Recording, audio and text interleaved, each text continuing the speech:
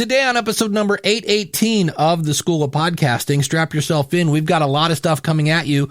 We're going to talk about collaboration between podcasters. I've got a resource for that. I've also got a resource to resize your artwork because Apple is causing issues with artwork. Also, we have a Because of My Podcast story. We're going to get our spy on. I'm going to show you how the sausage was made. And I did something for the first time and failed miserably, and I'm happy about it. Hit it, ladies. The School of Podcasting with Dave Jackson. Podcasting since 2005. I am your award-winning Hall of Fame podcast coach, Dave Jackson. Thanking you so much for tuning in. If you're new to the show, this is where I help you plan, launch, grow, and monetize your podcast. My website is schoolofpodcasting.com.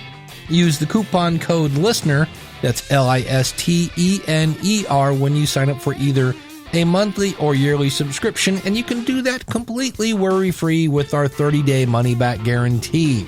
And I love to start off this show with the Because of My Podcast story. And in a couple weeks, I'm going to be in Los Angeles at Podcast Evolutions, and I'm going to get to see my old buddy Paul Culligan. And as I was thinking about this episode, I said, Paul had that one really cool Because of My Podcast story, and so I dug it out of the archives. Here is Paul Culligan from podcastpartnership.com and his Because of My Podcast story. Hey, Dave, a Because of My Podcast for the School of Podcasting. Long-running client, high-paying client, very profitable client for me, and a client who, gosh darn it, encourages me to be a better podcaster and businessman. Guy's name is Joe Polish. Does the I Love Marketing show, does 10xtalk.com, does Genius Network, does a bunch of shows. Anyway, Joe's got a whole program called Artists for Addicts. It works with artists and addicts, and it brings the art world together with the addiction world to try to find some solutions. It's a very, very cool program. Long story short, Joe calls and says, hey, do you want to come to an Alice Cooper fundraiser? It'll be an Alice Cooper show. Sure, that sounds fun. That's unique. I get there, VIP event, VIP tickets, third row, theater in the round. Awesome. The photo I've sent you is a picture of me with Ace Frehley from Kiss / from Guns N' Roses. Edgar Winter, known mostly for Free Ride, but a mainstay in the rock world. Rob Halford, Judas Priest, Cheryl Cooper, Alice's wife, and of course Alice Cooper. I got to meet them all. I got a signed Alice Cooper cane. I got to hang out backstage with these people. And I'll tell you, it was a lot more like that episode of Wayne's World than it was anything else. This is above and beyond. My podcast got me Joe's client. Joe has been paying me for a long time to help him out with these things. But this is what happens when you get into the inner circle. And because of the podcast, I got into the inner circle. And because of the podcast, there were even some interesting conversations backstage that one day I might be able to chat about later. But the fact of the matter is, good time, amazing time, free concert, got to meet these people, got a funny picture, got an Alice Cooper cane. Not bad. Not bad at all, Paul. Thank you so much for sending that in. And again, it's one of the things I always say, yeah, we talk about making money, but really it's the relationships. You get to talk to people that you kind of have no business talking to. And you can do that by starting your podcast. I was down in Nashville this week, speaking of kind of Because of My Podcast stories, and I ran into somebody 2 years ago that I first met her, and I was like, hey, jump in the pool. The water's warm. Come on, let's go. Because when it comes to podcasting, you're going to either end up with a really cool podcast or a really cool story about that time when you tried to start a podcast. It's a win-win situation. And she was kind of nervous, and I gave her a bunch of tips 2 years ago. And I saw her, and I was like, hey, it's great to see you. And I said, any Because of My Podcast stories. And it wasn't a matter of she had a story. It was so many stories that I'm going to be bringing her on the show. And I'm super excited to be talking with Connie Albers. You can find her at conniealbers.com. But I was in Nashville, and I wanted to share a quick tip, especially if you have any kind of merchandise. Now, we've all learned from the King Mouse that is Disney that no matter what you're doing, if you have something that you are bringing people to, you make them exit through the gift shop. I've been to many amusement parks, Dollywood. I've been to Cedar Point in Ohio. I've been to Disney. They all make you exit through the gift shop. When I saw the band King's X in Cleveland, Ohio, that's kind of where I'm based out of in Ohio here. I'm actually in Akron, but I saw them, and that's the band that does the "If you like what you hear, go tell someone" song at the end of the show. They put on this great show and said, hey, give us like 10 minutes to go towel off, and we will meet you at the merch show. And so I knew that. I knew that going in, and there was something different about this speaking gig in Nashville, and that was I actually had books to sell. So you know the old thing about, hey, books are available in the back of the room. And remember how we say when you try things the first time, right? That first episode that you record, you probably should delete, because the first time you do something, you're probably not going to get it and nail it right out of the park. And so there it was. I remembered it. And I got up on stage, and the talk went well. And before I even started, I said, hey, at the end of my presentation, I'll be signing books back at the table, and I'll be answering your questions. So I said that at the beginning, and I also said it at the end. That's good. I set the expectations of the audience. So I finish up my talk. I get a smattering of applause. I walk over to the sound guy. I hand him my microphone, and we get me kind of unmiked, and I turn around, and there is a line. And this is where I'm in new territory. And so I fell into old habits, and I started answering questions. Well, about 45 minutes later, I was done answering questions, and meanwhile, my books are way over on the other side of the stage. And so I didn't sell any books. After the immediate end of my presentation, I had this idea of me sitting at a table, people coming up. I can answer questions as I'm, signing a book or whatever. And that just did not happen. So as the last person was over, and I was handing people business cards, and I was explaining that, hey, if you want to buy the book, we're over on the far wall over there, et cetera, et cetera. And I did have a few people stop by the next day, so it wasn't a complete waste. But I now realize that, number one, I need to keep my books close. And I kind of put them off the sides because I didn't want them like in any camera shots and things like that. And what I really need to do is bring somebody with me, or find a friend or somebody like that, have them set up the books at the back, maybe even pay them like, hey, if you sell any books while I'm on stage, I'll give you, X amount of money from the purchase. Something of that nature. I should have done that. And then that way, when the presentation was over, I could have just walked right back to the table, and had there been a line, I could have just said, hey, it's great to meet you. Walk with me as I go back to the table. But I've never done that before. And so I say this to say, when you go to record your first episode or do really anything the first time, you know what? It's okay if you didn't do it exactly right. Because again, I'm either going to get a ton of book sales, or I'm going to get a fun story about that first time I tried to sell books after doing a presentation and went, oh man, it was horrible. I just fell back into my old habits and answered a bunch of questions because, well, that's what I love to do, is help people. And by the time I got done, everybody left and nobody bought a book. Now, do I consider that a failure? Absolutely not. It was the first time I ever tried to sell things, something physical, at the actual show where I was speaking. So I chalk this up to a learning experience, right? It was something that I planned, and I was either going to end up with a lot of book sales, or I was going to end up with a cool story about that time when I took my books to the NRB and couldn't get to the table in the back to actually sell them. Now, of course, they're always available at profitfromyourpodcast.com/book. You can actually still get one signed. And that leads me to the next thing I want to talk about.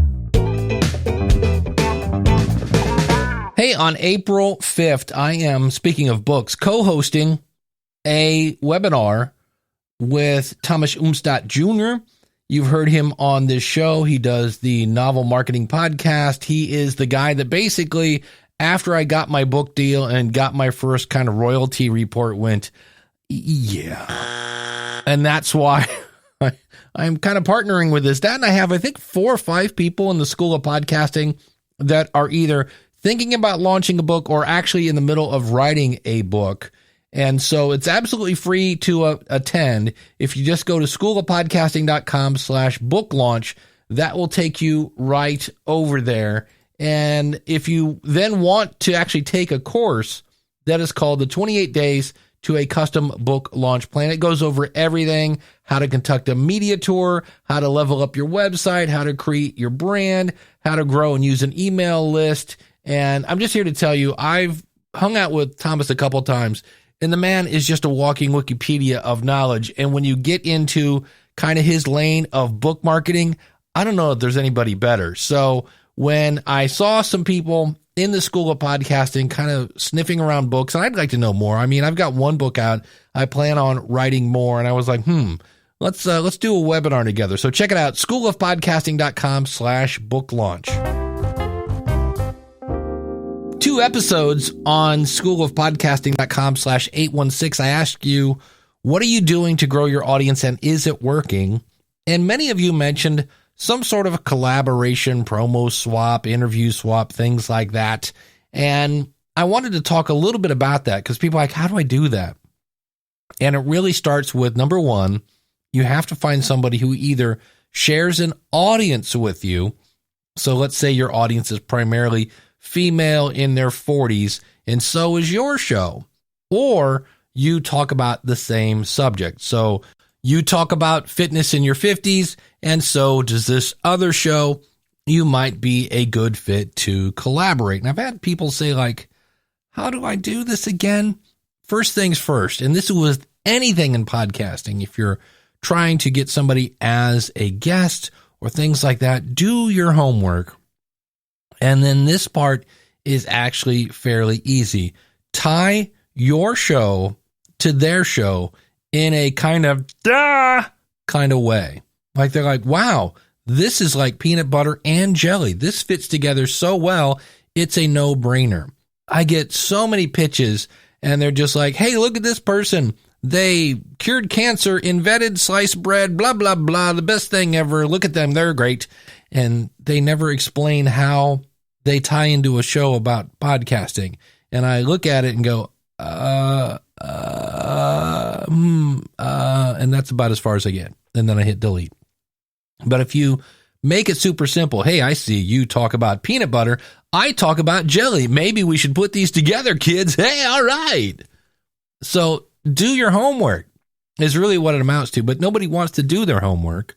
They just want to create a form letter and send it out to everybody. And, well, that doesn't typically work. We're talking about personal and relevance. So, hey, Dave, I see where you talk about such and such on your show number 818, and I've done other things about blah, blah, blah. Would you be open to a collaboration? That's always something you might want to ask. I love when people ask me to be a guest on a show that doesn't have guests. That always shows that they've done a lot of homework. Yeah. So that's really it. And this is how things spread, right? Word of mouth. I do a show every Saturday called Ask the Podcast Coach with Jim Cullison from theaverageguy.tv. If you're looking for free podcast consulting, you just got to get up at 10:30 in the morning Eastern Standard Time and come ask your questions, and I will gladly answer those. And Dan from Based on a True Story podcast.com said, hey, I've been playing with Audrey.io. Now, as I look at my software, we're closing in on 15 minutes here. And which means that we've probably had 2, maybe 3 websites that explain how they're the best place to connect podcasters with guests and guests with podcasters and yada. I mean, literally these things are coming out of the woodwork. And the only one I really get any traction from is podcast, that's singular, guests, that's plural. So podcastguest.com. I get a fair number of people wanting me to have to interview me on their show, but this one is more geared towards collaboration. And these are the kind of things that Scott Johnson does on What Was That Like? You hear me talk about Scott a lot because, well, the guy's kind of crushing it.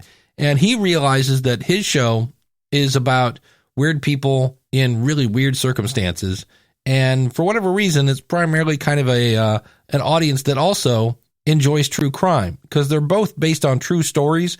One, somebody dies, and the other one, somebody kind of almost died, except they lost a leg or put their arm in a chipper or whatever the deal is. And so Scott will do swaps with people that have a similar audience.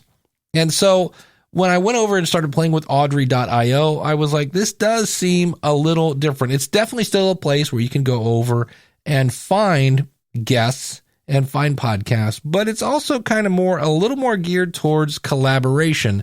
And I went over and contacted Niklas Hildebrand and said, would you like to come on the show? He's one of the co-founders, and talk about Audrey.io. The founders started off by making software for Instagram influencers, which later turned into kind of an agency.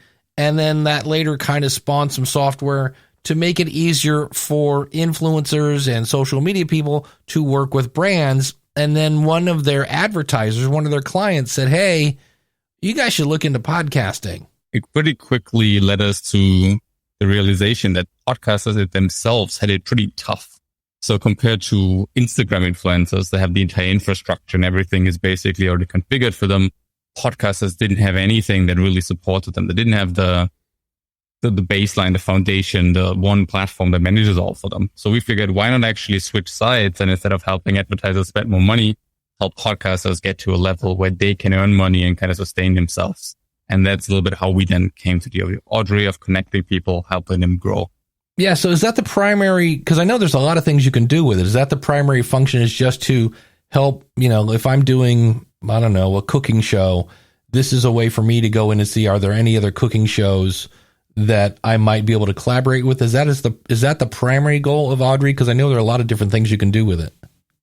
That's how it started out. Yes. At the beginning, we were under the assumption that one of the toughest things as a podcaster is to reach an audience.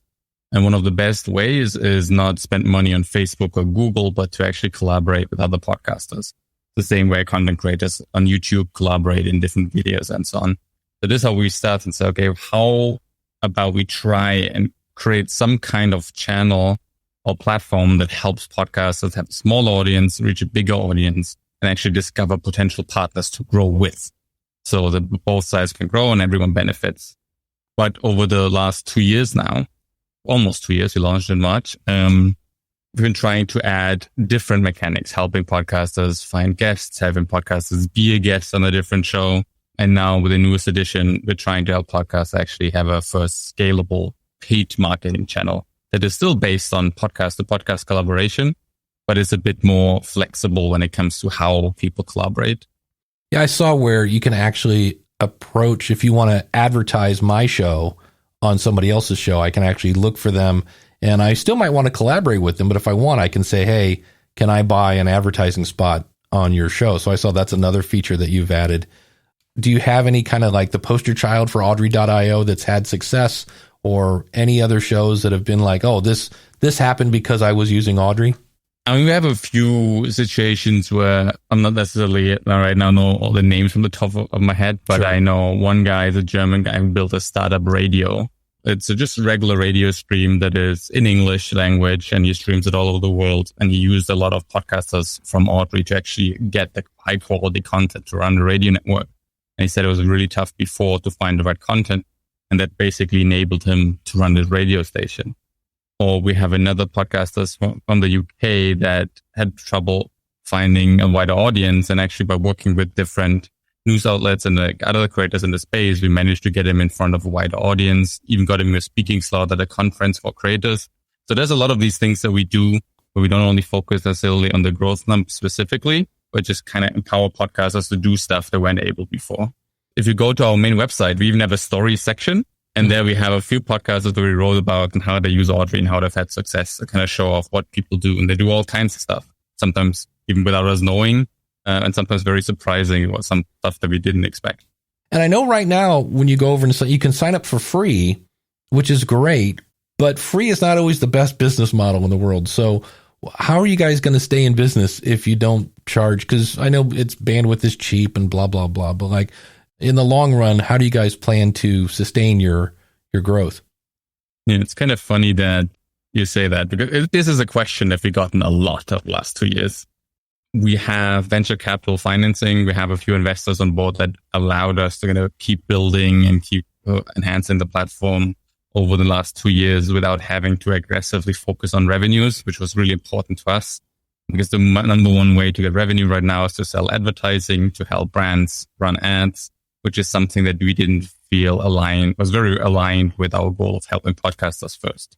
But now with the whole paid promotion section, there is now the ability for us to also take a small cut for certain transactions. Right now we ran it, the prototype is just no fees. Everyone gets what the other person pays. But if we can make this a stable and a scaling channel for all podcasters involved, that's the way where we can basically take a small cut for any transaction that's happening. And then basically securing the whole process, making sure everyone gets paid. Nobody pays for stuff that they don't get. And basically take a small fee. Other features that we have planned are some kinds of premium features where we would ask for monthly subscriptions for enhanced features. But we still very much want to keep it the way where if you want to use it for free, you can always use it for free. You don't have to spend a single cent. But if you want to go a bit more, let's say, sophisticated professional about your podcast, then you want to have these extra features and you want to have this extra way of growth through payment, for example, then this is where we start charging. Well, you mentioned you're working on some features in the future. Is there anything you can share that's coming down the pike? Yeah, one thing that we really want to do, which is also very ambitious and complex, is better analytics for podcasters that go beyond what people get from their hosting provider. So no one benefits from just us giving the same metrics that you get with the Buzzsprout, for example. They're your hosting provider. They probably have better data quality, have more ways of analyzing it. But for us, it's really interesting to create some kind of analytics that tell you how well collaborations work, how well paid promotions work. So basically creating a connection between the data of two podcasters for them to better understand if they migrate, if a collaboration even makes sense. So it's all about collaboration analytics rather than just basic listener analytics, which is a challenge because we don't host. Every podcast creator can come to us, but there's different ways that can still be achieved and ways of working on it. And this is something, since it's so complex, that will most likely be part of like a premium feature. And then beyond that, something that's also interesting for us is to understand, is there any way to also measure your word of mouth in a more effective way? You probably have some of your listeners that just keep recommending you to everyone they meet. And it would be kind of interesting to also get some visibility on your big fans and what they are doing. So there's a lot of things that can be done that are, I think, pretty underdeveloped right now. Well, you said you've been around since March 2020. How many people are currently using the platform? Yeah, so in total, we had around 16,500 signups from podcasts since then. It always is a bit of fluctuation when they join. At the very beginning, we actually had a super high interest now recently, again, with the paid promotion feature. And out of the 16,500, realistically, not all of them use it every month, because Audrey is not necessarily even a platform that you need to use every month or every week or every day. But overall, we have some very loyal podcasters even that even before we launched the platform and send out the first emails to gauge interest in 2019 that are still using the platform, are still active today and find all their collaboration partners on Audrey. Well, the good thing about that is it's great to have, subscribers, but you really want people that are active in there. And I know I've gone in and sent some messages and actually got some people to email me back and things like that. So that's the key ingredient. It's great to have those users, but you also want them to be active. So very cool. Yeah. So you have 16,000 people on your platform right now. And in the same way that there are, depending on what website you go to, there are like 4 million podcasts, but really it's about 750,000 that are actually active. How many of those subscribers are actually like using the system? Yeah. So out of the 16,500 that signed up since the very beginning, there's definitely a few thousand that even stopped podcasting entirely since the beginning. So there's always these kind of people that we try to filter out as soon as we see that their feed is no longer active. And then depending on the month, January was a very good month because New Year's resolutions, people really want to work hard on their podcasts more in the few thousand. So we never hit the 5 digits. So we never had like 1,000 monthlies. But what we look at mostly is actually cohorts. So even like a lot of Audrey is built in a way where it kind of let's say, hurts our monthly active user numbers, but it's also not a number we track too closely. And the reason for that is that we have so many different use cases of why people use Audrey that some of them don't require you to be active that often. So I've read about one podcast I wrote in a forum that he loves Audrey. Within a month, he filled his interview slots for his entire interview series for the next 6 to 9 months. So this person was very happy for a month and then didn't need us for 6. So this is it's great. We helped this person a lot. He told everyone to use us to check it out, but he's not a person that will show up every month. So we really work more on the number of collaborations that are happening, on response rates. We email everyone when they get a new collaboration, so you don't even have to come back to Audrey to figure out if you got a response. Really make it value focused rather than just, let's say, monthly active focused. In just a quick second, you'll learn how to set up your account at Audrey.io and how to buy and sell ads. Yeah, yeah, yeah. Yeah, yeah, yeah. If somebody wants to sign up, what is the process? Obviously, you have to put in an email address, but what else do you have to do to, actually get into the system? The one thing that you need to know is your Apple podcast URL. When you sign up, you have to paste that in together with an email address that will be your login email address. And the reason why we require the Apple Podcast link is almost everyone that has a podcast has one, since it's a big chunk of the distribution. And B is we need that feed to figure out what the email in your RSS feed is to verify that you actually own the podcast. So as long as you have access to that email, you're fine. You sign up, you get a verification email, you click verify, you go through a short onboarding process, and then you're ready to use the platform. Nice. And I see where you have you've built in a community in Discord that if you want to join over there, there's people hanging out over there. So as I kind of went through it, it was just like I walked into this big auditorium with some really cool features. And then I'd go down a hallway and like, oh, wait, they have a community. Oh, wait, we can sell ads. We can do this and that. So it's interesting to kind of watch it expand as you go in there. Let's say I buy an ad spot on your show. How's that whole transaction handled? Yeah. So the way it works right now is that as an interested buyer, you're going on the section on Audrey with all the promos. You select the podcast that you like and you send a request. And the request has to include your trailer. You upload the MP3 file and it has to be non-explicit and less than 60 seconds, ideally. And you submit it. Then it's up to the actual seller to accept or deny the request. We don't want to force anyone to do anything, obviously. If that is accepted, then the money is deposited with us. And stays with us until the collaboration is confirmed and approved. And right now, the process works that as a seller, I send a link and the timestamp to Audrey, and we verify it separately with the buying podcaster whether that is actually the integration they had asked for. And if it is, then we unlock the payment. Nice. That way, there's no arguing over you didn't do it. It's not. It's handled that way. So that's very cool. Yeah. Awesome. And that way both sides also can be sure it's going to be safe. Yeah. Because if you want to scam someone as a seller, you cannot just take the money and run. So if you want to get the money, you have to do what you said you'd do. Nice. And as a buyer, you cannot just waste people's time because you've already deposited the money with us and you can just withdraw it. So and where we see ourselves as a bit of the safety in the middle, where both sides can be sure they're getting what they're expecting. If you want to check it out again, it's Audrey, it's AUDRY.io. And Niklas, thanks for coming on the show, man. Thanks so much for inviting me. It was a blast. Ooh, now that's a good question. The question of the month, and I need your answer by March 25th, 2022. The question, when your podcast isn't growing, what do you do to keep yourself going? Do you ever think of quitting? And of course, when you answer that, don't forget to tell us a little bit about your show and your website address. You can answer it by going to schoolofpodcasting.com/question.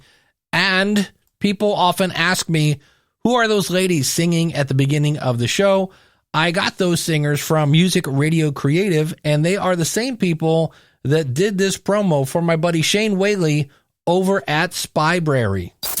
Do you love spy books, movies, and TV? Then the Spybrary podcast is for you. Since 2017, host Shane Whaley and Spybrary field agents around the world dispatch reviews and interviews with authors, historians, and fellow spy fans. We discuss everything from John le Carré, Len Dayton, Paul Viddich, Graham Greene, Mick Herron, Charles Cumming, Ben McIntyre, and many more. Spybrary is available on all good podcast apps and at spybrary.com. There you go, spybrary.com. Hey, I'm going to be at Podcast Movement Evolutions. That's March 23rd through 26th, 2022. These are all 2022. That's in Los Angeles. I'll be working the Libsyn booth. On April 21st, I'll be at an online event at the Utah Podcast Coalition. I will be speaking there. And then May 26th through the 29th, I will be in Orlando, Florida, at Podfest Multimedia Expo, working the Libsyn booth and speaking as well. For all the stats nerds, the other thing I was playing with in Nashville is a QR code. Now, this is nothing new. There are a bazillion different services that do this. I'm using a thing called Link. I'll have a link in the show notes out at schoolofpodcasting.com/818. And I had about 40 people in my room when I was speaking. And I had 8 people go to that website, and I can see where actually one person clicked on something. So the 8 people using a QR code means that 20% of the room actually used a QR code. So I think that's going to be something I'm doing. In the past, I had one of those like text SOP to blah, blah, blah, blah, blah. And all of a sudden that got real expensive. And I think more people, thanks to our good friend COVID-19, now know how to use a QR code. And the average age at this particular NRB event was maybe slightly older than some other events. Not old by any means, but there were definitely some, I was not the only person in the room with gray hair. Let's go that route. And so I know as podcasters that are constantly looking to market their podcast and get a bigger audience, QR codes might be a cool way. I'm thinking of getting a sticker of a QR code and sticking it on the back of my car. I always tell people nobody cares how the sausage is made unless you're doing a podcast about podcasting. So here is a clip of me that I edited because I just can't spit out the question, and I am going to add some dings at the part where I actually ask the question and fix it. So here is me messing up and trying to spit out a question. Have there been any, I realize it's only 2 years, so it's early, but do you have any kind of like the poster child for Audrey.io that's had success, or any other shows that have been like, oh, this happened because I was using Audrey? So when I remove all the background and me kind of explaining why I'm asking the question, you end up with a nice, clear question setting up the answer. Do you have any kind of like the poster child for Audrey.io that's had success, or this happened because I was using Audrey?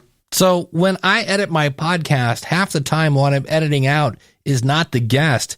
It's me giving a bunch of background to the question so they understand why I'm asking and so that they can shape their answer. But in the end, I take a lot of me out of my interviews. As someone who works in tech support for Libsyn, that's short for Liberated Syndication, I see a lot of things that, well, you don't. And I can tell you definitely that Apple keeps having an on and off again issue with artwork. Now, I think we all know that your artwork for your podcast needs to be, the smallest it can be is 1400 by 1400 pixels, up to 3000 by 3000 pixels.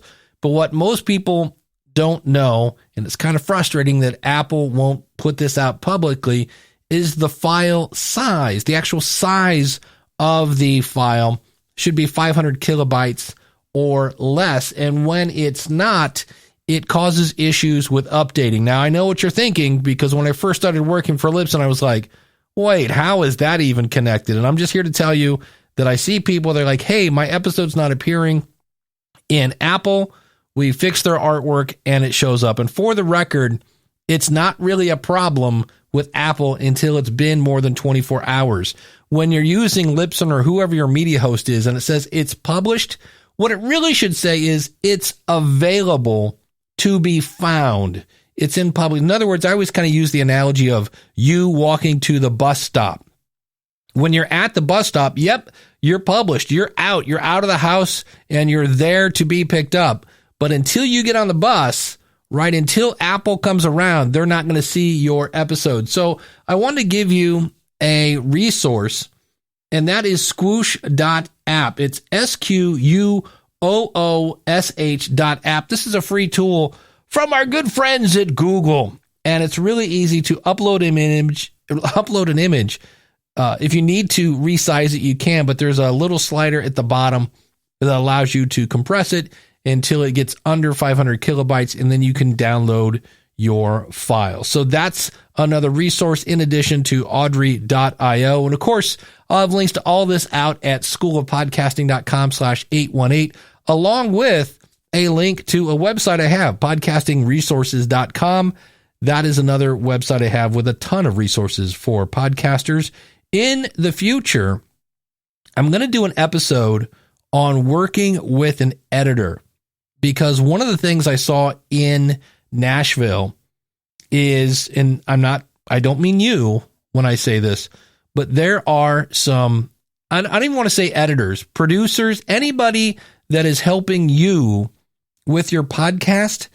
There are some, and I don't know if this is on purpose or not, but people are shooting you in the foot because you don't know what you don't know. So I'm going to tell you what you need to know so that if you want to go work with a team, you can. I have a team right now. If you go to schoolofpodcasting.com/edit, that's my editing team. But there are people that are doing things, and all of a sudden you go, oh, wait, I needed to what?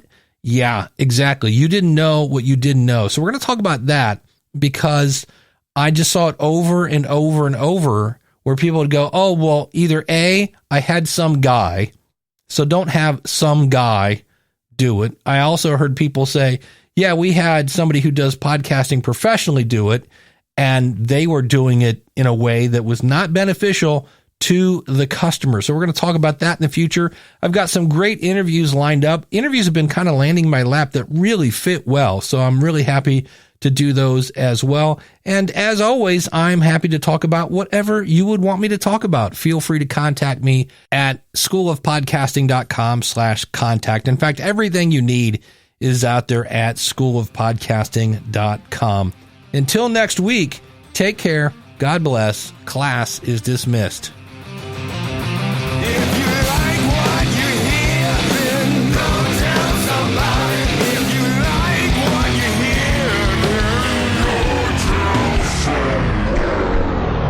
I am co-hosting a webinar on April 5th again at 5 p.m. called Butch. Yeah, good old Butch. We're going to launch Butch way out there. Butch, get out there. Woo, there he goes. God love you, Butch. Today on episode number 818 of the School of Podcasting, it's packed full, packed full, chock full. It's chock full and packed, so you end up with packed full.